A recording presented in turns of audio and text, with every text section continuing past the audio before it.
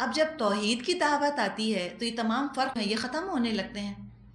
اسلام تو caste system اور class system کو مٹانے آیا ہے، اور ہر رسول نے اسلام ہی کی دعوت پیش کی کہ سب انسان جو ہیں اللہ کی نظر میں برابر ہیں، سب انسانوں کو اللہ نے بنایا ہے، سب محترم اور معزز ہیں۔ اب یہ جو لیڈر بنے ہوتے تھے، جو پریویلیجڈ پوزیشنز لے کر بیٹھے ہوتے تھے، جن کا اپنا ذاتی مفاد ویسٹڈ انٹرسٹ ہوتا تھا، ان کو تو یہ بات انتہائی ناگوار گزرتی تھی کہ سب برابر ہو جائیں۔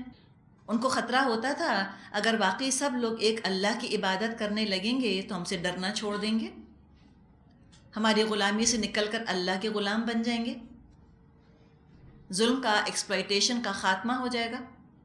وہ جیسے کسی نے کہا ہے کہ ایک ہی صف میں کھڑے ہو گئے محمود و ایاز، نہ کوئی بندہ رہا نہ کوئی بندہ نواز۔ یہ بات تو ان کو پسند نہ تھی، تو شدت کے ساتھ مخالفت شروع کی ملا و قوم نے۔ سب سے زیادہ انہی کا لائف سٹائل انڈیجر ہو رہا تھا، اور آج بھی آپ دیکھیں کہ سب سے زیادہ جو ایلیٹ ہے ہمارے معاشرے کے، وہ سب سے کٹر مخالفت پر آمادہ ہیں اسلام کی۔ اسلامائزیشن سے ڈر ان کو لگتا ہے، اس لیے کہ ان کے پاس پیسہ ہے کہ فیشن شوز اٹینڈ کریں، ان کے پاس پیسہ ہے کہ میوزک ریسیٹلز اٹینڈ کریں، ان کے پاس پیسہ ہے کہ وہ شام موسیقی، شام غزل ارینج کریں، اور وہ کانسرٹس میں جا کر بیٹھیں اور وہ ڈسکوز میں جا کر بیٹھیں۔ غریبوں کے پاس نہ فرصت نہ پیسہ۔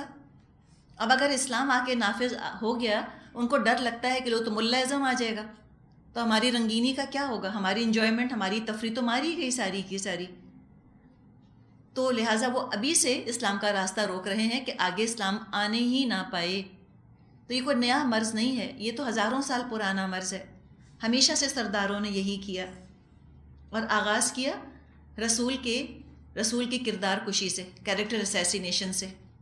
پہلا الزام یہ لگایا، دیکھو یہ ہے تو انسان تم جیسا، یرید ان یتفضل علیکم، اور چاہتا ہے کہ تم پر برتری حاصل کرے۔ یہ پہلا الزام، تم جیسا ایک آرڈنری عام انسان ہے۔ مراد کیا ہے کہ تم کیوں اس کی بات سنتے ہو؟ یہ دراصل تم کو ڈومینیٹ کرنا چاہتا ہے، he wants to stand out in a crowd. یہ ڈفرینٹ بات اس لیے کر رہا ہے معاشرے سے کہ یہ کوئی فضیلت چاہتا ہے، یہ بڑا بننا چاہتا ہے۔ تو مراد کیا ہے کہ دیکھو تم بے وقوف مت بنو اس کے ہاتھوں، تمہیں کسی سے ڈکٹیشن لینے کی ضرورت نہیں، you think for your self, کسی کے پیچھے چلنے کی ضرورت نہیں، تم فالوور مت بنو۔ پھر ایک اور بات کہی، وَلَوْ شَاءَ اللَّهُ لَأَنزَلَ مَلَائِكَةً، اگر اللہ کو بھیجنا ہوتا اللہ فرشتے بھیجتا۔ تو یہ کہا کہ تو فضیلت تم پہ حاصل کرنا چاہتا ہے، سیلف انٹرسٹ میں کام کر رہا ہے، یہ تم کو ایکسپلائٹ کرنا چاہتا ہے۔ اور اگر اللہ کو اپنا کوئی ایلچی، کوئی پیغامبر بھیجنا ہی تھا تو اللہ فرشتے بھیج دیتا۔ فرشتوں کے ذکر سے پتہ چلا کہ یہ جو قوم تھی نوح علیہ السلام کی، یہ بگڑی ہوئی مسلمان قوم تھی، اس لیے کہ فرشتوں کا وجود صرف وحی کے ذریعے سے ہی پتہ چل سکتا ہے۔ تو کہا کہ اللہ چاہتا تو فرشتے نازل کرتا۔ ما سمعنا بهذا فی آبائنا الاولین، ہم نے تو کبھی اپنے باپ دادا کے وقتوں میں بھی یہ باتیں نہیں سنی۔ اب یہ ان کا جذباتی حملہ تھا، جذبات پر انہوں نے طوفان اٹھانے کی کوشش کی کہ تمہارے باپ دادا کی خلاف ورزی کر رہا ہے، رسم و رواج کی خلاف ورزی کرتا ہے، ہم نے تو ایسی باتیں کبھی اپنے خاندان میں نہیں سنی، خاندانی رواج نہیں ہے ہمارا یہ۔ تو آپ دیکھیے مختلف اینگلز ہمارے سامنے آئے ہیں، مختلف زاویوں سے جو انہوں نے حملہ کیا رسول کے اوپر۔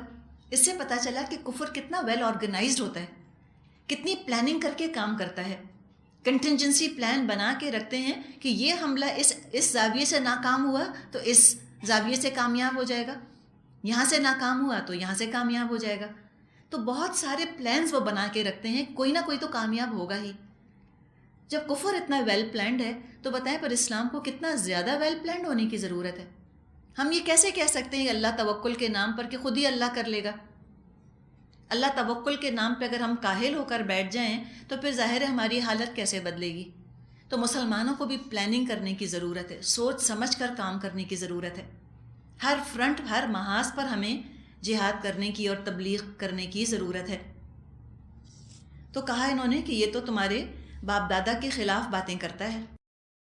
جہاں تک باپ دادا کی پیروی کا تعلق ہے، اس میں آپ دیکھیں کہ باپ دادا کے زمانے میں ہو سکتا ہے کہ کوئی شخص اس کو مثال کے طور پہ اسمال پاکس ہوا ہو اور وہ اسمال پاکس میں ان کی جان چلی گئی ہو، یا ڈسفگر ہو گئے ہوں اسمال پاکس چیچک کی وجہ سے. تو کیوں ہوئے وہ چیچک کا شکار؟ اس لیے کہ دوائیں نہیں تھیں اس زمانے میں، اینٹی بایوٹکس وغیرہ نہیں تھیں، تو بہت سے لوگ بہت سی بیماریوں کا شکار ہو جاتے تھے. آج کے دور میں جب کہ دوائیں ایجاد ہو چکی ہیں، علاج اور دوا تک پہنچ بھی ہو انسان کی، اور پھر بھی کوئی علاج نہ کرے اور کہے کہ ہمارے باپ دادا تو نہیں کرتے تھے، تو خود قصوروار ہوا. کیوں کیا اس نے یہ کام؟ تو باپ دادا کی ایسی اندھی اطاعت آج تو کوئی نہیں کرتا. دنیا کے معاملات میں تو کوئی اطاعت نہیں کرتا. کوئی نہیں کہتا کہ ہمارے آبا و اجداد تو ایئر کنڈیشنر چلا کر نہیں سوتے تھے اور جہاز میں نہیں بیٹھتے تھے یا انگلش نہیں بولتے تھے. ما سمعنا بہذا فی آبائنا الاولین، ہم نے تو اپنے باپ دادا سے کبھی انگریزی نہ سنی، ہم نہیں بولیں گے. کبھی سنا ہم نے؟ کبھی نہیں سنا. کبھی کوئی نہیں کہتا کہ ہماری باپ دادا تو کبھی KFC نہیں کھاتے تھے، برگر کھاتے ہی نہیں تھے تو ہم نہیں کھائیں گے برگر. نہیں، یہ کوئی نہیں کہتا. کہ ہمارے باپ دادا وہ تو ہر وقت انٹرنیٹ پر بیٹھ کے چیٹنگ نہیں کرتے تھے، ہم بھی نہیں کرتے، یہ کوئی نہیں کہے گا. ہاں، کس بات پہ؟ اگر آپ دین کی بات بتائیں تو کہے لو خود تو کر لیا، خود تو سب کچھ کر لیا آپ نے، خود تو آپ پردہ بھی نہیں کرتی تھیں، خود تو آپ نماز بھی نہیں پڑھتی تھیں، تو ہم کیوں کریں؟ تو اگر آپ کے بچے آپ سے یہ کہتے ہیں کبھی کہ آپ جب میری ایج کی تھیں تو آپ بھی تو پردہ نہیں کرتی تھیں، آپ جب میری ایج کی تھیں تو آپ بھی تو نماز نہیں پڑھتی تھیں، تو آپ کہیں اچھا ٹھیک ہے بیٹا، جب میں آپ کی ایج کی تھی تو میں بھی انٹرنیٹ پہ استعمال نہیں کرتی تھی، میں کلر ٹی وی نہیں دیکھتی تھی، میں بھی KFC نہیں کھاتی تھی، تو آج آپ میری ہی اطاعت کریں گے. آج سے سب بند کر دیں ان کا. جب ہم بچوں کی باتیں سن کر کے ہم فوراً شرمندہ ہو جاتے ہیں، امبیرس، ہم کہتے ہیں ہاں ٹھیک ہی تو کہہ رہے ہیں. تو یہ کہنے کی ضرورت نہیں ہے آپ کو. بچوں کے اوپر نا آپ کو 1 up رہنا چاہیے ہمیشہ. یاد رکھیں، بچوں کو بتائیں کہ آپ ان کی اماں ہیں، وہ آپ کی اماں نہیں ہیں. حالانکہ وہ چاہتے بہت ہیں کہ وہ ایسے ڈومینیٹ کر لیں ماں باپ کو کہ ماں باپ بالکل امبیرس، شرمندہ، چھوٹے ہو جائیں. تو کیا آج کل پیئر پریشر ہوگا یا سوشل پریشر ہوگا جو آج چائلڈ پریشر ہے ماں باپ کے اوپر. اس قدر بچوں کو راضی رکھنے میں اور بچوں کے آگے شرمندہ ہوئے چلے جاتے ہیں. کوئی ضرورت نہیں. آپ بتا دیں ان کو کہ نہیں تم کو یہ کرنا ہے، جو میں نے کہہ دیا وہ کرنا ہے. ہمیں پہلے پتہ نہیں تھا، اب ہمیں پتہ چل گیا، اب ہم کر رہے ہیں. تو بات ہم کر رہے تھے کہ دنیا کے معاملات میں کبھی کمپیریزن نہیں کیا جاتا باپ دادا سے، لیکن دین کی تعلیمات سن کر اکثر کہتے ہیں کہ ہمارے خاندان میں تو اس طرح کبھی نہیں ہوتا تھا. زیادہ فکر کی بات یہ ہے کہ اس بات پر افسوس کرنے کے بجائے کہ اچھا ہمارے باپ دادا کو یہ تعلیمات نہیں معلوم تھی، ان کو علم نہیں تھا، بجائے کہ افسوس کریں، پریشان ہوں، کمپنسیٹ کرنے کی، ازالہ کرنے کی کوشش کریں، ان طور طریقوں پر، گمراہیوں پر، غفلتوں پر فخر کرتے ہیں اور زیادہ جم جاتے ہیں. یہ کرنے کا کام نہیں. اگر بزرگوں سے غلطی ہوئی، اس کی تلافی کا بہترین طریقہ یہ ہے کہ اب اگلی نسل جو آئی ہے وہ رسول کی بتائی ہوئی تعلیمات کے مطابق طریقہ زندگی بدل لے، تاکہ اپنے بزرگوں کے لیے عذاب جاریہ بننے کے بجائے صدقہ جاریہ بنے. وہ اپنی لا علمی کی وجہ سے یا غفلت کی وجہ سے اگر وہ ہمیں کوئی بات نہ سکھا پائے، تو بجائے کہ ہم ان کو اللہ کے سامنے کھڑا ہوتا دیکھیں اور اللہ ان سے پوچھے کہ تم کیوں نہ سکھا کر آئے اپنی اولاد کو دین، اور وہ شرمندہ ہوں اللہ کے سامنے، ہم ان کے لیے ایصال ثواب کا ذریعہ بن جائیں.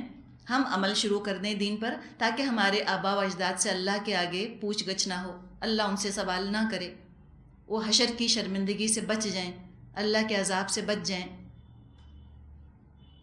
اور اگر انہی کے غلط طور طریقوں کو جاری رکھتے ہیں اگلی نسل والے، تو وہ اپنے آبا و اجداد کی آخرت کی پریشانیوں میں خود اضافے کا باعث بن رہے ہیں.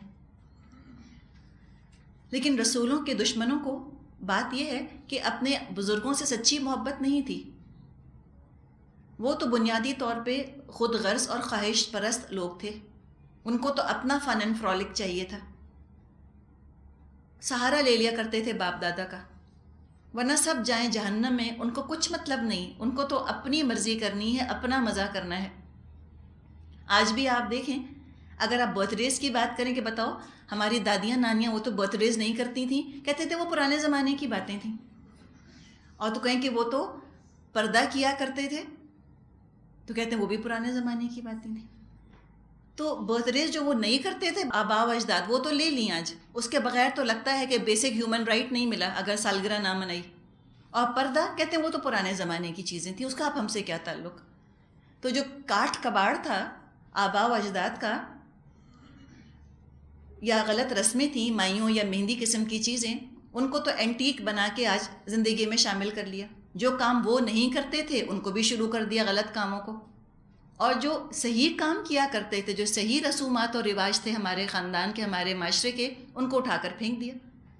عجیب بات ہو گئی نا، جو دین کے ساتھ سنکرونائزڈ ہے چیز، اس کو تو آؤٹ آف فیشن قرار دے دیا، اور جو چیز دین کے خلاف تھی اس کو سنبھال کے رکھ لیا، اینٹیک بنا کے رکھ لیا.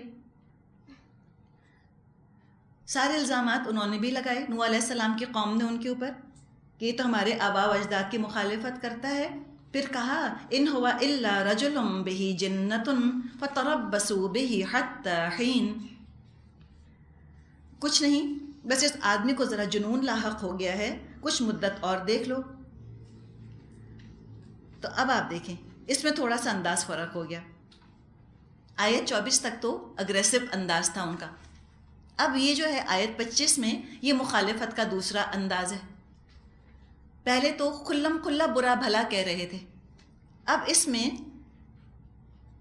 تھوڑا سا ہمدردی کا تاثر شامل ہے، ترس کھانا کہ ہے اس بیچارے کا قصور نہیں، اس بیچارے کا دماغ الٹ گیا، کہ خود بتانے والا اپنے بارے میں شک میں پڑ جائے کہ پتہ نہیں مجھ کو کیا ہو گیا. تو کفر نے ہر طرح کی ترکیب آزمائی، نفسیاتی بھی، سائیکولوجیکل بھی، سوشل پریشر بھی ڈالا، معاشرتی دباؤ ڈالا، نفسیاتی دباؤ ڈالا، ہر پہلو سے انہوں نے حملہ کرنے کی کوشش کی. خود مکہ کے سرداروں نے آ کر ایک دفعہ نبی اکرم صلی اللہ علیہ وسلم سے کہا تھا کہ اگر آپ کو جنون لاحق ہو گیا ہے تو ہم آپ کا علاج کروا دیتے ہیں. یعنی کہ دیکھیں آپ کا قصور نہیں، آپ کو تو خود ہی نہیں پتا آپ کیا کیا کہہ دیتے ہیں. شاید آپ پہ کوئی آسیب کا سایہ ہو گیا. اب اگر کسی پر آسیب کا سایہ ہو جائے، اس کا اپنا قصور تو نہیں ہوتا. تو یہ بھی جو مجنون انہوں نے کہا کہ تم پر جنون کا اثر ہے، تم پہ کوئی جن اثر کر گیا ہے، تو ہم کسی جن بلانے والے کو بلا لیتے ہیں، تمہارا علاج کروا دیتے ہیں. تمام حربوں سے رسول بچ نکلتے تھے، کسی پریشر میں وہ نہیں آتے تھے، اس لیے کہ وہ چنے ہوئے لوگ ہوتے تھے، ذہنی طور پہ، جسمانی نفسیاتی طور پہ انتہائی مضبوط، انتہائی اسٹرانگ ہوتے تھے. نہ لوگوں کی طرف سے اعتراضات کی بھرمار ان کے قدم ڈگمگاتی تھی، نہ اپنے بارے میں وہ سیلف ڈاؤٹ کا شکار ہوتے تھے. ہمارا مسئلہ کیا، ہم فوراً شک کا شکار ہو جاتے ہیں، ہم کہتے ہیں ہاں پتہ نہیں میرا ہی کوئی پرابلم ہے. رسولوں کے ساتھ یہ مسئلہ نہیں ہوتا تھا. کسی کی ہمدردی ان کو اپنے مقصد سے نہیں ہٹاتی تھی. کوئی تنقید، کوئی تعریف، کوئی مخالفت، کوئی موافقت ان کو اپنے مقصد سے ہٹانے والی نہ تھی. وہ خوب سمجھتے تھے کہ ان سب طریقوں سے یہ دراصل حق کو جھٹلانا چاہتے ہیں، اور تمام حملوں کے جواب میں وہ رب سے اور زیادہ چمٹ جایا کرتے تھے. یہاں نوح علیہ السلام نے بھی اب اپنے رب کو پکارا. قال رب انصرنی بما کذبونی. نوح علیہ السلام نے کہا پروردگار، ان لوگوں نے جو میری تکذیب کی ہے اس پر اب تو ہی میری نصرت فرما. دشمن اپنی چالیں چلتے رہے، ان کے الزامات کا جواب کچھ بھی نہ دیا نوح علیہ السلام نے، بلکہ انہوں نے اللہ کو پکارا. تو اللہ کی طرف سے ہدایات آئیں. فَأَوْحَيْنَا إِلَيْهِ أَنِ اصْنَعِ الْفُلْكَ بِأَعْيُنِنَا وَوَحْيِنَا فَإِذَا جَاءَ أَمْرُنَا وَفَارَ التَّنُّورُ فَاسْلُكْ فِيهَا مِنْ كُلٍّ زَوْجَيْنِ اثْنَيْنِ وَأَهْلَكَ إِلَّا مَنْ سَبَقَ عَلَيْهِ الْقَوْلُ مِنْهُمْ وَلَا تُخَاطِبْنِي فِي الَّذِينَ ظَلَمُوا إِنَّهُمْ مُغْرَقُونَ. ہم نے اس پر وحی کی کہ ہماری نگرانی میں اور ہماری وحی کے مطابق کشتی تیار کر، پھر جب ہمارا حکم آ جائے اور تنور ابل پڑے تو ہر قسم کے جانوروں میں سے ایک ایک جوڑا لے کر اس میں سوار ہو جا، اور اپنے اہل و عیال کو بھی ساتھ لے، سوائے ان کے جن کے خلاف پہلے فیصلہ ہو چکا ہے، اور ظالموں کے معاملے میں مجھ سے کچھ نہ کہنا، یہ اب غرق ہونے والے ہیں. نوح علیہ السلام نے اللہ کی وحی کی روشنی میں کشتی بنائی. کشتی بنانا بھی ایک سائنس ہے، اسلام کوئی اینٹی پروگریس نہیں. وحی کے ذریعے سے نوح علیہ السلام کو کشتی بنانا سکھائی گئی، جیسے کہ ہم نے سورہ انبیاء میں پڑھا تھا کہ داؤد علیہ السلام کو ذریعے بنانے کی صنعت سکھائی گئی. تو پتہ چلا کہ تقویٰ جو ہے وہ دنیاوی ترقی کو کوئی بیڑیاں نہیں پہنا دیتا، گروتھ کو روک نہیں دیتا، اینٹی پروگریس نہیں ہے اسلام. ٹھیک ہے تم انوینشنز کرو لیکن تقویٰ اختیار کر کے رکھو. اگر تقوی کے ساتھ انوینشنز ہوں گی تو دنیا میں فساد پیدا نہیں ہوگا، ایکسپلائٹیشن پیدا نہیں ہوگا، استحصال نہیں ہوگا لوگوں کا، خوشی اور خوشحالی ساتھ ساتھ چلے گی. اب وحی آئی، اللہ نے تو وحی کر دی، محنت تو ساری نوح علیہ السلام نے کی. تو اللہ وحی فرماتا ہے اور عمل پھر انسان کو خود کرنا ہوتا ہے، اور عمل میں محنت لگتی ہے، اور اسی محنت کا اللہ کے ہاں اجر ہے. اتنی محنت کی نوح علیہ السلام نے، کشتی بنائی، سب جانور اکٹھے کیے، خوراک کا ذخیرہ کیا، کچھ کم کام تو نہ کیا ہوگا. اتنی انہوں نے محنت کی، مگر اللہ کی مرضی کے ساتھ اپنی اتنی مرضی بھی شامل نہ کر سکے کہ اپنی پسند کے لوگوں کو کشتی میں سوار کر لیتے. اتنا بھی ان کو حق نہ تھا. تو کوئی اللہ کے دین کی خدمت کر کے اپنے آپ کو حقدار نہ سمجھ بیٹھے کہ میں بھی اللہ کے فیصلوں میں اب شریک ہو گیا، یا یہ نہ اس کو کوئی زوم ہو جائے اپنے اوپر کہ اب اللہ کو میری ہر بات ماننی چاہیے، میری ہر دعا قبول ہو جائے. نہیں، اللہ کا حق ہے، اس کی فرما برداری کی جائے، اللہ کے فیصلوں میں کوئی شریک نہیں. فارا، تنور کا ابل جانا، یعنی تندور کا اس میں سے پانی نکل آنا. فارا ایک محاورہ ہے، فارت تنور، جیسے ہم کہتے ہیں نا کہ جنگ گرم ہو گئی، کہا جاتا ہے نا جنگ گرم ہو گئی، جنگ میں گرمی آ گئی. فارت تنور، تنور ابل پڑا یعنی اللہ کا عذاب آ گیا، تیزی کے ساتھ عذاب برسنے لگ گیا. فَإِذَا اسْتَوَيْتَ أَنْتَ وَمَن مَّعَكَ عَلَى الْفُلْكِ فَقُلِ الْحَمْدُ لِلَّهِ الَّذِي نَجَّانَا مِنَ الْقَوْمِ الظَّالِمِينَ. پھر جب تو اپنے ساتھیوں سمیت کشتی پر سوار ہو جائے تو کہہ شکر ہے اس اللہ کا جس نے ہم کو ظالم لوگوں سے نجات دی. نوح علیہ السلام کشتی میں بیٹھ کر ہجرت کر رہے ہیں. جس جگہ پیدا ہوئے، جہاں پلے بڑھے، جہاں ان کے خونی رشتے تھے، رحمی رشتے تھے، بلکہ اپنا ایک بیٹا، وہ بھی کتنی اٹیچمنٹ ہوگی اس جگہ سے ان کو. بچپن کے ساتھی، عزیز رشتے دار سب وہاں موجود تھے اور سب غرق ہو گئے. بیٹا بھی نظروں کے سامنے ڈوب گیا. لیکن یہاں پر کیا کہا جا رہا ہے کہ تم کہو الحمدللہ الذی نجانا من القوم الظالمین. اللہ سے محبت کرنے والوں کا طریقہ ہجرت بتایا جا رہا ہے کہ جب وہ اللہ کی خاطر اللہ کے نافرمانوں کو چھوڑتے ہیں تو وہ روتے دھوتے نہیں ان کو چھوڑتے. اللہ سے محبت کرنے والے ان تمام دنیاوی بندھنوں میں قید نہیں ہو جاتے. کفر سے، شرک سے بیزاری اتنی ہوتی ہے کہ ان رشتوں کے درمیان رہنا عذاب بن جاتا ہے جو اللہ کے نافرمان ہوں. وہ ایسے انسانوں سے محبت کر ہی نہیں سکتے جو اللہ سے محبت نہ کریں.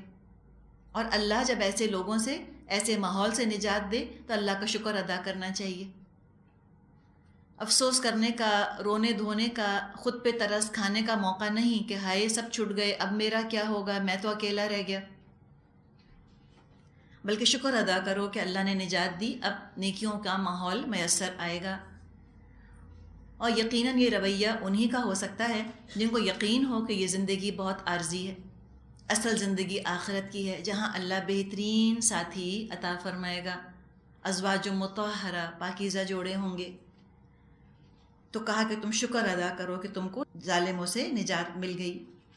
وَقُلْ رَبِّ أَنزِلْنِي مُنزَلًا مُبَارَكًا وَأَنْتَ خَيْرُ الْمُنزِلِينَ إِنَّ فِي ذَلِكَ لَآيَاتٍ وَإِن كُنَّا لَمُبْتَلِينَ. اور کہہ پروردگار مجھ کو برکت والی جگہ اتار اور تو بہترین جگہ دینے والا ہے. اس قصے میں بڑی نشانیاں ہیں اور آزمائش تو ہم کر کے ہی رہتے ہیں.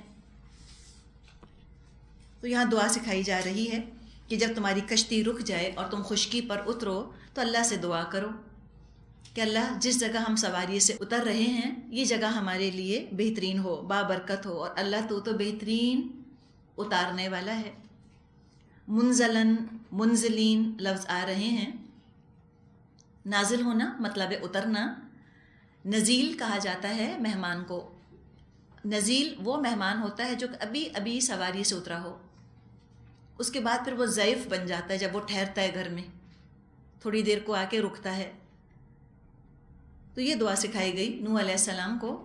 ہم بھی جب اپنی سواری سے اتریں، کسی جگہ داخل ہو رہے ہوں، ہم یہ دعا اللہ سے مانگ لیں، خود کو اللہ کے سپرد کر دیں کہ اللہ ہم تیرے مہمان ہیں اور تو بہترین میزبانی کرنے والا ہے، خیر المنزلین. جہاں ہم اتریں اللہ ہم خیر عافیت کے ساتھ اتریں، خیر عافیت کے ساتھ ہم یہاں سے نکلیں. اور فرمایا کہ دیکھو اس میں نشانیاں ہیں ان قصوں کے اندر، تاکہ پتہ چلے کہ دیکھو ہم لوگوں کو آزماتے تو ہیں، نیک اور بد سب دنیا میں آزمائے جاتے ہیں. انبیاء رسولوں سے لے کر کٹر کافر فاجر سب پر آزمائشیں آتی ہیں، سب کے صبر شکر کا امتحان لیا جاتا ہے. اور اس قصے کے اندر یہ بھی نشانی موجود ہے کہ جو اللہ کے نافرمان ہوں تو اللہ ان کو تباہ کر سکتا ہے. پوری قومیں اللہ نے تباہ کر دیں. تو اللہ کی رحمت کا کوئی غلط مطلب نہ نکالے کہ ہم گناہ پر گناہ کرتے رہیں گے اور اللہ ہم کو نہیں پکڑے گا. اللہ کی رحمت اللہ کی کمزوری، اللہ کی مجبوری نہیں ہے، اللہ کا فضل ہے. کوئی انسان اپنا حق نہ سمجھے اور روب نہ جھاڑے کہ اللہ کو تو بخشنا ہی چاہیے مجھ کو، ایسی کوئی بات نہیں. انسان نیک عمل کرے تاکہ اللہ کی رحمت کا مستحق بن جائے. دنیا سے قوم نوح مٹ گئی نافرمانی کی وجہ سے. نہ آسمان رویا نہ زمین روئی، سب نے شکر ادا کیا. ان کے جانے کے بعد دنیا خالی بھی نہیں ہوئی، اور لوگ آئے اور لوگ بس گئے. ثم انشأنا من بعدهم قرنا آخرین، ان کے بعد ہم نے ایک دوسرے دور کی قوم اٹھائی. صاف ستھرا ہو گیا ماحول، شرک ختم ہو گیا، شرک کرنے والے ختم ہو گئے.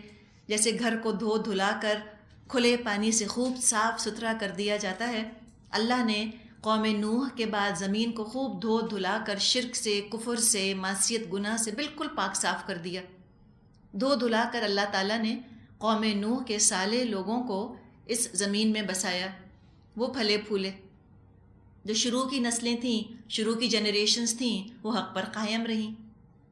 لیکن جیسا ہوتا رہا آہستہ آہستہ پھر نوح علیہ السلام کی تعلیمات سے دور ہٹتی گئیں، یہاں تک کہ پھسلتی پھسلتی اسی مقام پر آ گئیں جہاں کہ قوم نوح تھی، اسی بستی میں آ گری. جب پھر قوم شرک میں مبتلا ہو گئی تو اللہ تعالیٰ نے پھر اپنے رسول بھیجے. فَأَرْسَلْنَا فِيهِمْ رَسُولًا مِّنْهُمْ أَنِ اعْبُدُوا اللَّهَ مَا لَكُم مِّنْ إِلَٰهٍ غَيْرُهُ أَفَلَا تَتَّقُونَ. پھر ان میں سے خود انہی کی قوم کا ایک رسول بھیجا جس نے ان کو دعوت دی کہ اللہ کی بندگی کرو، تمہارے لیے اس کے سوا کوئی اور معبود نہیں، کیا تم ڈرتے نہیں؟ اب یہاں سے ہم رسولوں کا ذکر پڑھیں گے، سوائے موسیٰ اور ہارون علیہ السلام کے ایک جنرل عمومی انداز میں تذکرہ آئے گا رسولوں کا. وجہ کیا ہے کہ ازل سے لے کر ابد تک انبیاء اور رسولوں کی دعوت ایک ہی رہی، ما لکم من الہ غیرہ، اعبدوا اللہ ما لکم من الہ غیرہ. اللہ کی عبادت کرو یعنی توحید کا سبق، اور بتایا گیا کہ اللہ کے سوا تمہارا کوئی اور معبود نہیں. حق کی طرف بلانے والوں کا طریقہ ایک ہی رہا اور حق کو جھٹلانے والوں کا بھی طریقہ ایک ہی رہا. ان کی لاجک، ان کا ریٹرک، ان کا رویہ بھی ایک جیسا رہا، حجت بازی ایک جیسی رہی. کوئی نئی بات انسانی ذہن نے ایجاد نہیں کی، بس رسول کے انکار میں کچھ ٹرمز بدل گئی ہیں. پہلے مجنون کہتے تھے، اب فنڈامنٹلسٹ فینیٹک کہہ دیتے ہیں، کریزی کہہ دیتے ہیں. الفاظ ہی بدلے ہیں، چیز وہی ہے. ہم کہتے ہیں نا پرانی شراب نئی بوتلوں میں ڈال دی گئی، وہی چیز ہے. تو یہاں رسپانس دیکھیں حق کو جھٹلانے والوں کا. رکوع نمبر 3 شروع ہو رہا ہے، آیت نمبر 33. وَقَالَ الْمَلَأُ مِنْ قَوْمِهِ الَّذِينَ كَفَرُوا وَكَذَّبُوا بِلِقَاءِ الْآخِرَةِ وَأَتْرَفْنَاهُمْ فِي الْحَيَاةِ الدُّنْيَا مَا هَذَا إِلَّا بَشَرٌ مِثْلُكُمْ يَأْكُلُ مِمَّا تَأْكُلُونَ مِنْهُ وَيَشْرَبُ مِمَّا تَشْرَبُونَ. اس کی قوم کے جن سرداروں نے ماننے سے انکار کیا اور آخرت کی پیشی کو جھٹلایا، جن کو ہم نے دنیا کی زندگی میں آسودہ کر رکھا تھا، وہ کہنے لگے یہ شخص کچھ نہیں مگر ایک انسان تم ہی جیسا، جو کچھ تم کھاتے ہو وہی یہ کھاتا ہے، جو تم پیتے ہو وہی یہ پیتا ہے۔ یہ بھی ایک اعتراض رہا لوگوں کو ہمیشہ سے رسولوں پر کہ یہ انسان کیوں ہیں، ہماری طرح کھاتے ہیں، ہماری ہی طرح پیتے ہیں، کوئی فرق نہیں ہے ہم میں اور ان میں۔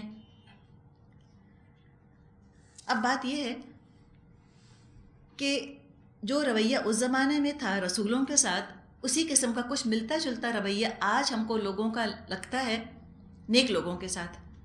وہ چاہتے ہیں کہ جو نیک ہو، یعنی جو متقی سمجھ رہے ہوں جس کو، اس کا طرز زندگی کچھ عجیب ہی طرح کا ہو، بڑا مختلف ہو۔ وہ نہ زیادہ کھاتا ہو، نہ زیادہ پہنتا ہو، نہ وہ کمانے کے قابل ہو، نہ وہ زکوٰۃ ادا کر سکتا ہو بلکہ زکوٰۃ لینے والا ہو۔ وہ غنی نہ ہو، وہ محتاج ہو، وہ فقیر ہو، وہ مانگنے والا ہو، اور اس کو دنیا کا کچھ پتہ نہ ہو کہ دنیا میں کیا ہو رہا ہے۔ اگر ہم دیکھیں کوئی شخص دیندار ہے یا قرآن پڑھتا پڑھاتا ہے، کاروبار بھی کر رہا ہے، کامیاب بھی ہو رہا ہے، اور وہ کھاتا پیتا بھی ہے، تو ہمیں شک ہونے لگتا ہے کہ پھر یہ دیندار کیسے ہے۔ انہوں نے یہ کہا یَأْکُلُ مِمَّا تَأْکُلُونَ مِنْهُ وَيَشْرَبُ مِمَّا تَشْرَبُونَ، یہ وہی کھاتا ہے جو تم کھاتے ہو، وہی پیتا ہے جو تم پیتے ہو، تو رسول کیسے ہوا؟ آج ہم بھی کہتے ہیں کہ یہ ہماری طرح ہوٹلوں میں پھرتے ہیں، یہ ہماری طرح شیرٹن میں کھاتے ہیں، یہ ہماری طرح پی سی میں بیٹھے تھے، تو یہ نیک کیسے ہوئے؟ یہ نہیں ہو سکتا۔ ہم چاہتے ہیں کہ جو دیندار ہیں یا مولوی ہیں یا عالم ہیں، ان کے پاس دنیا نام کی چیز نہ ہو، تو ہم سمجھتے ہیں کہ یہ غربت ہے، یہ تقوی کی علامت ہے۔ ہو سکتا ہے ان کو بھی یہ خیال آتا ہو کہ یہ اگر رسول ہیں تو ان کا تو طرز زندگی، ان کا تو لائف سٹائل بالکل ڈیفرنٹ ہونا چاہیے، بلکہ تو ان کو تو کھانا پینا ہی نہیں چاہیے، یہ تو فرشتے ہو جائیں، اور ہم جیسے انسان ہیں تو ہم ان کی بات کیوں مانیں؟ تو کہا وَلَئِنْ أَطَعْتُمْ بَشَرًا مِثْلَكُمْ إِنَّكُمْ إِذًا لَخَاسِرُونَ، اب اگر تم نے اپنے ہی جیسے ایک بشر کی اطاعت قبول کر لی تو تم گھاٹے میں رہے۔ اس کو بھی آپ دیکھیے، جو انہوں نے اعتراض کیا کہ تم جیسا ہی انسان ہے اس کو فالو مت کرو، آج بھی اگر آپ دین کو فالو کرنا شروع کر دیں، دین پر عمل شروع کر دیں، قرآن پہ اور حدیث پہ، جو آس پاس کے ملنے جلنے والے ہیں وہ کہیں گے اچھا کیا تم فلاں کے درس میں جا رہی ہو؟ یہ کہیں گے کہ اچھا تم نے فلاں جماعت جوائن کر لی ہے۔ یہ کیوں کہتے ہیں؟ وہ یہ کیوں نہیں کہتے کہ اچھا تم نے قرآن پر عمل شروع کر دیا؟ ہم کتنے بھی گئے گزرے ہو گئے، اسلام کی پہچان تو موجود ہے، ہمیں معلوم ہے 5 وقت نماز پڑھنا یا عورت کا حجاب کرنا یا گانے باجوں سے، ناچ گانوں سے دور رہنا، یہ سب اسلام کی تعلیمات ہیں، یہ تو ہم بچپن سے سنتے چلے آ رہے ہیں۔ آج اگر ہم کسی کو اس پر عمل کرتے ہوئے دیکھتے ہیں تو کیوں کہتے ہیں کہ تم کس جماعت میں چلے گئے یا تم کس کے درس میں جانے لگ گئے ہو؟ وہ یہ کیوں نہیں کہتے کہ تم نے اچھا قرآن پر عمل شروع کر دیا؟ جو عمل نہیں کر رہا قرآن پر ایٹ لیسٹ پہچانتا تو ہے کہ یہ قرآن ہے۔ اس لیے کہ کسی شخص کے فالوور ہونے کا جب وہ تانا دے دیتے ہیں تو عمل کرنے والا اپنی نظروں میں چھوٹا ہو جاتا ہے کہ دیکھو میں کتنا بے وقوف ہوں، دوسروں کی باتوں میں آ جاتا ہوں، اپنی عقل سے میں نہیں سوچتا۔ لوگ کہتے ہیں قرآن سننے جانے کی کیا ضرورت ہے، ہم تو 10 سال سے خود ہی قرآن گھر میں پڑھ رہے ہیں، خود ہی پڑھو خود ہی سمجھو، کسی کی بات سننے کی ضرورت نہیں ہے، وہ تو برین واش کر دیں گے، وہ تو تمہیں کسی طرح سے بھٹکا دیں گے یا بہکا دیں گے۔ کسی کی بات مت سنو۔ طرح طرح کے انٹرپریٹیشنز ہیں قرآن کے، تو آج کل کوئی کچھ کہتا ہے کوئی کچھ کہتا ہے، everything is controversial, everything is open to interpretation, تو رہنے دو، کسی کی بات نہ سنو۔ اتنا اختلاف رائے ہے خود لوگوں کے اندر، بس جو تمہارا جی چاہتا ہے نا وہ تم کرو، کسی کی بات سننے کی ضرورت نہیں۔ یہی چیز جو آج کہتے ہیں وہی چیز پہلے کہا کرتے تھے کہ اپنے جیسے انسان کی اطاعت کرنے کی کیا ضرورت ہے۔ اَیَعِدُکُمْ أَنَّکُمْ اِذَا مِتْتُمْ وَكُنْتُمْ تُرَابًا وَعِظَامًا أَنَّکُمْ مُخْرَجُونَ، یہ تم کو اطلاع دیتا ہے کہ جب تم مر کر مٹی ہو جاؤ گے اور ہڈیوں کا پنجر بن کر رہ جاؤ گے، اس وقت تم قبروں سے نکالے جاؤ گے۔ کہا کہ اچھا کیا ایسی تم کو یہ خبریں دیتا ہے؟ کیا موت کے بعد کی خبریں دیتا ہے؟ تیاریاں کروا رہا ہے تم کو مرنے کی؟ ہیہاتا ہیہاتا لما توعدون، بالکل بعید ہے یہ وعدہ جو تم سے کیا جا رہا ہے۔ کہا کہ تم کس فکر میں ہو؟ تم آخرت کے ڈر کی وجہ سے دنیا کا نقصان اٹھا رہے ہو، اس شخص کی تعلیمات پر یقین کرنے کی وجہ سے تم تو بہت خسارے میں ہو۔ اور حقیقت ہے کہ جو لوگ دین کی کمزوری کے وقت دین کا ساتھ دیتے ہیں بظاہر وہ بہت سا دنیا کا نقصان اٹھاتے ہیں، لیکن یہ نقصان جو ہے نا یہ خوش قسمت لوگ ہی اٹھاتے ہیں۔ اس کا مطلب ہے کہ اللہ نے ان کو اپنے دین کی خدمت کے لیے چن لیا۔ رسولوں نے بھی دین کی خاطر دنیا کا نقصان برداشت کیا۔ جو انسانوں میں سے دین کی خاطر دنیا کا، پیسے کا، پریسٹیج کا نقصان برداشت کرتا ہے، یقیناً وہ رسولوں کے راستے پر ہے، اللہ بھرپور اجر دے گا۔ اور یہ نقصان وہی برداشت کرے گا کہ جو اس میں پھر سوچ لے کہ مرنے کے بعد ہر چیز کا مجھ کو ریٹرن مل جائے گا۔ اور اگر میں آج دنیا کا نقصان برداشت کر رہا ہوں تو یہ رسولوں کی سنت ہے۔ اس کا مطلب ہے کہ اللہ نے مجھ کو دین کی خدمت کے لیے قبول کر لیا، اور جو کچھ میرے ہاتھ سے گیا وہ کھو نہیں گیا، ٹرانسفر ہوا، منتقل ہوا ہے۔ ایک بینک اکاؤنٹ سے رقم دوسرے بینک اکاؤنٹ میں چلی گئی ہے، بس ٹرانسفر۔ انتقال بھی تو یہی ہے نا، انتقال کا مطلب کیا؟ نقل ہو جانا، یہاں سے وہاں چلے جانا، شفٹ ہو جانا، ٹرانسفر۔ لیکن جن کو اس انتقال پر یقین نہیں کہ ہم خالی ٹرانسفر ہو رہے ہیں ایک زندگی سے دوسری زندگی میں، اور آخرت بھی آنی ہے، آخرت میں ہر چیز ذخیرہ ہوگی جو دنیا میں ہاتھ سے جائے گی، ان کو تو دنیا بہت پیاری ہے، تو وہ کہتے ہیں ناممکن ہے، یہ نہیں ہو سکتا کہ ہم دوبارہ زندہ کیے جائیں۔ ان ہی الا حیاتنا الدنیا نموت ونحیا وما نحن بمبعوثین۔ زندگی کچھ نہیں مگر بس یہی دنیا کی زندگی، یہی ہم کو مرنا اور جینا ہے، اور ہم ہرگز اٹھائے جانے والے نہیں ہیں۔ یہ ہے جس کو کہا جاتا ہے دہریے۔ یہ ہے زمانہ پرست لوگ، دنیا پرست لوگ، کہ دنیا کی زندگی سب کچھ ہے، یہی ہم مرتے ہیں، یہی ہم زندہ ہوتے ہیں، اور ہم ہرگز دوبارہ اٹھائے جانے والے نہیں۔ یہ بات آج اکثریت کا مذہب ہے۔ بڑے بڑے سپر پاورز ہیں دنیا کے جن کا یہی دین ہے کہ کوئی پوچھ گچھ نہیں ہونی ہے قیامت کے دن۔ ناممکنات میں سے ہے کہ قیامت آئے۔ چند قوانین ہیں، ان کے تحت کائنات چل رہی ہے، سرٹن سائنٹیفک لاس کے انڈر، اور کوئی ایسی ہستی نہیں جو اس کو چلا رہی ہے، اور اگر ہے بھی، سپوزنگ کوئی کریٹر گاڈ اگر ہے بھی تو بھی وہ کوئی حساب نہیں لے گا ہمارا۔ اور رسولوں کے بارے میں کہا ان هو الا رجل افترى على الله كذبا وما نحن له بمؤمنين۔ یہ شخص اللہ کے نام پر محض جھوٹ گھڑ رہا ہے اور ہم کبھی اس کی بات ماننے والے نہیں ہیں۔ اپنی عقل مندی کا مظاہرہ کیا، کہا توبہ توبہ، اللہ پر جھوٹ گھڑتا ہے، رسول تو سنسیئر نہیں ہیں، ہم سنسیئر ہیں۔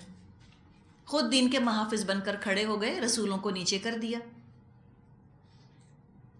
مطلب کیا ہے ان کو سچ جھوٹ سے کچھ غرض نہیں، ان کو صرف لیڈری چاہیے تھی، ہر جگہ لیڈر بننے کا شوق۔ اگر رسول کی بات مانتے تو خود لیڈر نہ بن سکتے، فالوور بننا پڑتا۔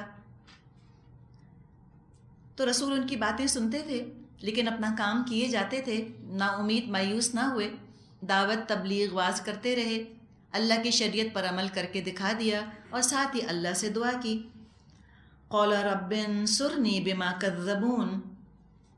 رسول نے کہا اللہ اے میرے رب، ان لوگوں نے جو میری تکذیب کی ہے اس پر اب تو ہی میری نصرت فرما۔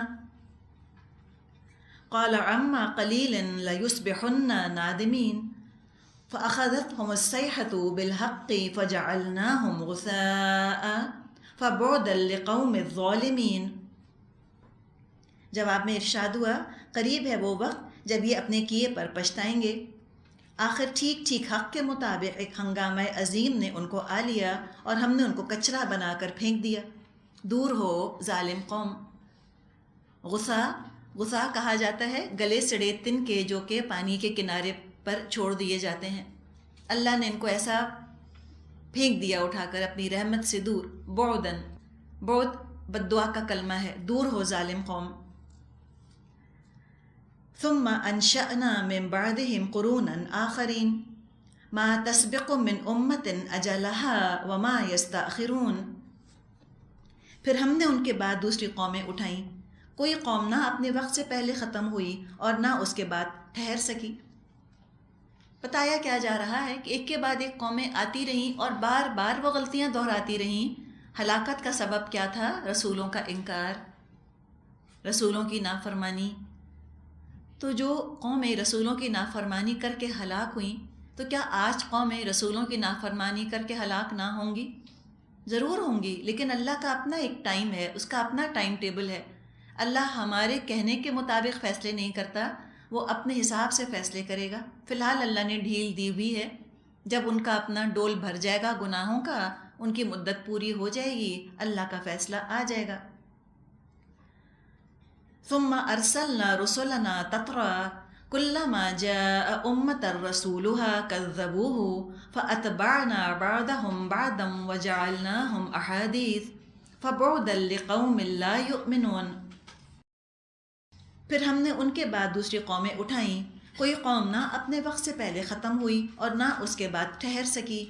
ہم نے پے در پے اپنے رسول بھیجے، جس قوم کے پاس بھی اس کا رسول آیا اس نے اسے جھٹلا دیا، اور ہم ایک کے بعد ایک قوم کو ہلاک کرتے چلے گئے، حتیٰ کہ ان کو بس افسانہ ہی بنا کر چھوڑا۔ پھٹکار ان لوگوں پر جو ایمان نہیں لاتے۔ تترا، پے در پے، ایک وقت میں بعض دفعہ دو دو تین تین رسول رہے۔ اللہ کی بات لیکن لوگوں نے نہ مانی، اللہ نے بھی ایسا ان کو اٹھا کر پھینکا کہ بس افسانے اور قصے ہی ان کے رہ گئے۔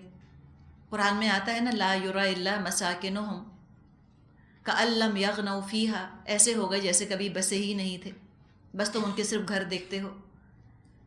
تو ہمیں پتہ نہیں کس بات کا غرہ ہو گیا کہ ہم کچھ بھی کرتے رہیں ہمارے ساتھ مختلف سلوک ہوگا؟ نہیں ہوگا۔ جس طرح اللہ نے پوری قوموں کو تباہ کر دیا نافرمانی کی وجہ سے، اللہ انفرادی طور پر بھی انسانوں کو ہلاک کر سکتا ہے۔ کوئی مشقت نہیں لگتی اللہ کو ایسا کرنے میں، کوئی اللہ کو افسوس نہیں ہوتا۔ جیسے کچرا جلاتے ہوئے یا کچرا پھینکتے ہوئے ہمیں افسوس نہیں ہوتا، ایسے کافروں کو تباہ کرتے ہوئے اللہ کو کوئی افسوس نہیں ہوتا۔ دور ہو جائے وہ قوم جو کہ ایمان نہیں لاتی، اللہ کی رحمت سے، اللہ کی مغفرت سے دوری ہے ان کے لیے، اللہ نہیں ان پر رحم کرے گا۔ اسے کہ انہوں نے خود کبھی نہ چاہا کہ اللہ ان کو اپنے دامن رحمت میں لے، انہوں نے خود کبھی مستحق بننے کی کوشش نہ کی۔ نحمدہ ونصلی علی رسولہ الکریم، اما بعد فاعوذ باللہ من الشیطان الرجیم، بسم اللہ الرحمن الرحیم، رب اشرح لی صدری ویسر لی امری واحلل عقدۃ من لسانی یفقہوا قولی۔ سورۃ المومنون، آیت نمبر 45 سے انشاءاللہ ہم شروع کریں گے۔ جو سلسلہ بیان ہے اس میں رسولوں کی دعوت کا ذکر ہم پڑھ رہے ہیں، اور رسولوں کی دعوت کے جواب میں قوموں نے کیا رویہ اختیار کیا، کیا قوموں نے دلائل پیش کیے، اس کا ذکر آ رہا ہے۔ تاریخ میں یہ ہوتا چلا آیا کہ رسولوں نے اپنی دعوت پیش کی اور قوموں نے ان کو جھٹلا دیا، تو اللہ تعالیٰ نے فرمایا کہ کیا ہوا، عذاب آ گیا۔ جیسے کہ ہم نے پڑھا کہ اللہ نے ان کو کوڑا کرکٹ بنا دیا، فَبُعْدًا لِلْقَوْمِ الظَّالِمِينَ، تو دوری ہو ظالم قوم کے لیے۔ بعدن بد دعا کا کلمہ ہے، کس کے لیے ہو دوری؟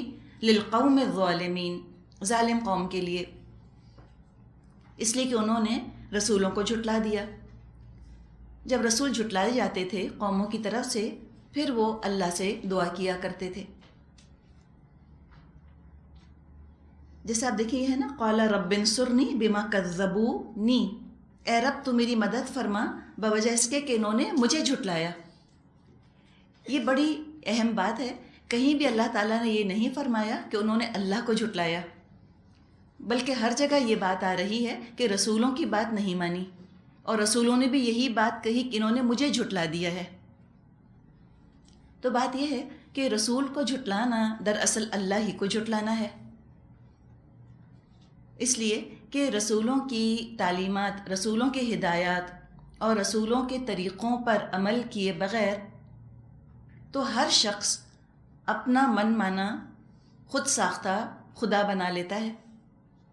اگر رسولوں کے طریقوں کو نکال دیں، ان کی ہدایات کو نکال دیں، تو پھر تو ہر ایک اپنا معبود خود بنا لے، اپنی مرضی سے وہ کچھ احکامات بنا لے اور کچھ طریقے بنا لے عبادت کے، اور سمجھے کہ میں اللہ کو پوج رہا ہوں، لیکن وہ اللہ کو نہیں پوج رہا ہوتا، وہ اپنے نفس کی پرستش کر رہا ہوتا ہے۔ مسلسل رسول کوشش کرتے رہتے ہیں کہ قوم کو اپنی اطاعت پر لے آئیں، لیکن جب قوم نہیں مانتی اور رسولوں کو یہ احساس ہو جاتا ہے کہ اب ان میں کوئی خیر نہیں بچا، تب وہ اللہ سے درخواست کیا کرتے تھے کہ اللہ اب تو خود ان سے نمٹ لے، میں نے تو ان کو بہت سمجھانے کی کوشش کی۔ اور یہ اپنی خواہش کو خدا بنانا، اسی کا شکار قومیں ہوتی رہیں، اسی پر اختلاف ہوتا رہا قوموں میں اور رسولوں میں کہ نیکی کیا ہے۔ رسول کہتے تھے نیکی بس وہی ہے جو میں تم سے کہتا ہوں، تم میری اطاعت کرو گے تو تم نیکی کر سکتے ہو۔ قومیں کہتی تھیں نہیں، ہم خود جس چیز کو نیکی سمجھتے ہیں وہ ہم کیے چلے جائیں گے۔ اختلاف ہمیشہ اسی بات پر ہوا۔ لہٰذا اتنی زیادہ ہمیں احتیاط کی ضرورت ہے، اتنا ہم کو محتاط رہنے کی ضرورت ہے کہ ہم رسول کی نافرمانی میں کوئی نیکی کا تصور نہ ایجاد کر لیں۔ تو یاد رکھیں اور اپنے دلوں پر لکھ لیں ہم اس بات کو کہ نیکی ایجاد کرنے کی چیز نہیں ہے، نیکی ایجاد نہیں ہو سکتی۔ بس نیکی تو وہی ہے جو کہ نبی اکرم صلی اللہ علیہ وسلم نے ہم کو بتا دیا۔ اب ایسے ہی ایک خدا بننے والے کا ذکر آ رہا ہے جس نے اپنا ہی کوئی معیار بنا لیا تھا نیکیوں کا، اور وہ ہے فرعون۔ فرعون کی طرف اللہ تعالیٰ نے موسیٰ علیہ السلام کو اور ہارون علیہ السلام کو بھیجا۔ اب وہ ذکر شروع ہو رہا ہے آیت نمبر 45 سے۔ فرمایا ثم ارسلنا موسیٰ واخاہ ہارون بآیاتنا وسلطان مبین الی فرعون وملئہ فاستکبروا وکانوا قوما عالین۔ پھر ہم نے موسیٰ اور اس کے بھائی ہارون کو اپنی نشانیوں اور کھلی صنعت کے ساتھ فرعون اور اس کے سرداروں کی طرف بھیجا، مگر انہوں نے تکبر کیا اور وہ تھے ہی اونچا بننے والے۔ بہت شوق تھا ان کو بلند درجوں پر پہنچنے کا، الف اعلیٰ ہونا، بلند ہونا۔ تو یہاں پر فرعون کی گمراہی کی وجہ بیان کر دی گئی کہ کیا وجہ تھی جو وہ گمراہ ہوا۔ جہاں تک ہدایت کا تعلق ہے، ہدایت ملنے کے تو بہت سے طریقے ہو سکتے ہیں۔ کوئی کسی راستے سے ہدایت تک پہنچتا ہے، کوئی کسی راستے سے ہدایت تک پہنچتا ہے، لیکن گمراہ ہونے کی وجہ صرف ایک ہوتی ہے، اور وہ ہے مغرور ہونا، ایگوئسٹک، متکبر ہونا۔ متکبر ہوتے ہی وہ ہیں جن کو اللہ نے بہت سی نعمتیں دے دی ہوتی ہیں۔ اللہ نے معاشرے میں فرعون کو اور اس کے سرداروں کو بڑا اونچا اٹھا دیا تھا، عالین۔ سب کی نظریں ان پر ٹکی رہتی تھیں، رول ماڈل تھے لوگوں کے لیے۔ اب اپنی اس حیثیت کو اللہ کا احسان سمجھنے کے بجائے اپنا ذاتی کمال سمجھ بیٹھا فرعون اور اس کے سردار بھی۔ باقی لوگوں کو خود سے گھٹیا اور حقیر سمجھنے لگ گئے، نہ اللہ کا حق ادا کیا، نہ انسانوں کا حق انہوں نے ادا کیا، تکبر کا شکار ہو گئے۔ تو متکبروں کو تو ہدایت نہیں ملتی، جو اپنے آپ کو بڑی چیز سمجھتے ہیں کہ ہم بڑے اعلیٰ ہیں، ان کو بھی ہدایت نہیں ملتی۔ اب اس کے رویے کا اظہار ہو رہا ہے اس کے قول سے۔ فرعون اور اس کے سرداروں کا کیا انداز تھا دوسرے انسانوں کے لیے بات کرنے کا۔ فرمایا کیا کہا انہوں نے، فَقَالُوا أَنُؤْمِنُ لِبَشَرَيْنِ مِثْلِنَا وَقَوْمُهُمَا لَنَا عَابِدُونَ۔ کہنے لگے کیا ہم اپنے ہی جیسے دو آدمیوں پر ایمان لے آئیں، اور آدمی بھی وہ جن کی قوم ہماری غلام ہے۔ یہ دیکھیے، یہ تھا اس کا اصل مقصد ایمان نہ لانے کا۔ اس نے کہا کہ ہم کیسے ان دو لوگوں پر، ان دو انسانوں پر ایمان لے آئیں، ان کی تصدیق ہم کیسے کریں؟ یہ تو ہم جیسے انسان ہیں اور ان کی قوم تو ہماری غلام ہے۔ مطلب کیا ہے کہ اگر ہم موسیٰ اور ہارون علیہ السلام کی بات کی تصدیق کر دیتے ہیں تو ہم اور بنی اسرائیل کیا برابر ہو گئے؟ سب سے بڑا خطرہ یہ ہوتا ہے کافروں کو کہ اگر ہم ایمان لے آئے تو پھر ہم سب برابر ہو جائیں گے۔ یہ ہے دراصل ان کے اختلاف کی اصل وجہ۔ ایک وجہ تو یہ بھی ہم نے دیکھی کہ وہ اپنی رنگینی اور اپنی خواہش کی پرستش نہیں چھوڑنا چاہتے۔ ایک وجہ یہ بھی ہے کہ وہ ایکول نہیں ہونا چاہتے۔ ان کو یہ بات بہت کھلتی ہے مغرور لوگوں کو کہ ہم سب کے برابر ہو جائیں، ایک جیسے ہو جائیں، ایکوالٹی آ جائے، سب ایک درجے کے بن جائیں۔ تو تکبر کہاں گوارا کر سکتا ہے اس بات کو؟ جن کو بڑا بننے کا، اونچا بننے کا شوق ہوتا ہے، ان کو کہاں یہ بات گوارا ہو سکتی ہے کہ ہم